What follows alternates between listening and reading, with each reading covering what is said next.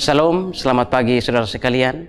Senang sekali bisa kembali berjumpa dengan saudara dalam acara Light of Revival, renungan firman Tuhan yang akan memberkati kita sepanjang hari ini. Bersama saya, Sudi Mesak, mari kita melihat Markus 14 ayat yang ke-72.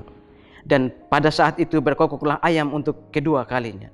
Maka teringatlah Petrus bahwa Yesus telah berkata kepadanya, sebelum ayam berkokok 2 kali, engkau telah menyangkal aku 3 kali. Lalu menangislah ia terseduh-seduh.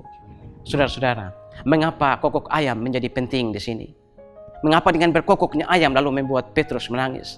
Karena dia teringat bahwa Yesus sudah berkata kepada dia, bahwa sebelum ayam berkokok 2 kali, engkau telah menyangkal aku 3 kali.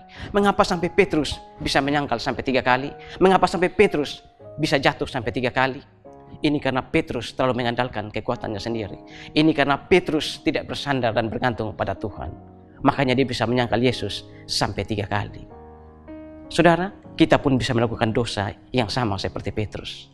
Kita bisa jatuh seperti Petrus, bisa gagal seperti Petrus, bisa menyangkal Yesus seperti Petrus. Mungkin dalam keseharian kita tidak mau datang ke gereja, kita tidak mau berdoa ketika diajak berdoa, diminta untuk berdoa, pimpin doa kita tidak mau berdoa, kita pun bisa menyangkal Yesus dengan cara kita. Karena itu saudara, dalam pengiringan kita kepada Tuhan, supaya kita tidak jatuh seperti Petrus, kita harus selalu mengandalkan Tuhan, bergantung pada Tuhan. Jangan pernah berkata pada Tuhan, Tuhan, aku tidak pernah menyangkal Engkau. Tetapi berkatalah pada Tuhan, Tuhan, berilah aku kekuatan, agar aku tidak pernah menyangkal Engkau.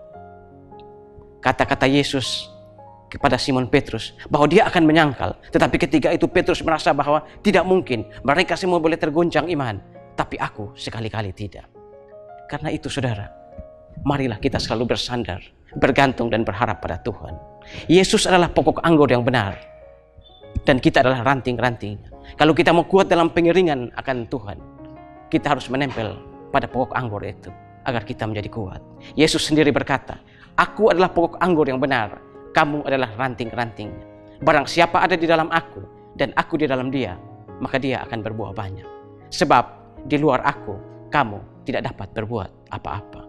Marilah menempel pada ranting itu, bergantung dan bersandar pada pokok anggur yang benar, agar kita tidak mengalami kegagalan, kejatuhan, atau penyangkalan seperti yang dialami oleh Simon Petrus.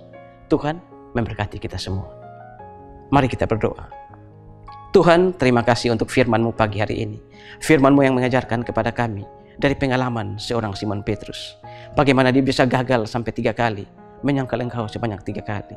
Hal yang sama pun bisa terjadi pada kami. Karena itu Tuhan, biarlah kami selalu bersandar dan bergantung pada Engkau sebagai pokok anggur yang benar. Biarlah kami sebagai ranting-ranting, kami selalu menempel, agar dalam perjalanan hidup kami ini, kami tidak pernah mengalami kegagalan seperti yang dialami oleh Simon Petrus. Biarlah kami berkata pada Tuhan, Tuhan, berilah kami kekuatan agar tidak pernah menyangkal Engkau. Terima kasih Tuhan untuk firman-Mu. Dimuliakanlah Engkau di atas firman.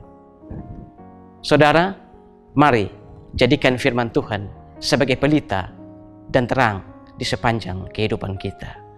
Tuhan memberkati kita semua.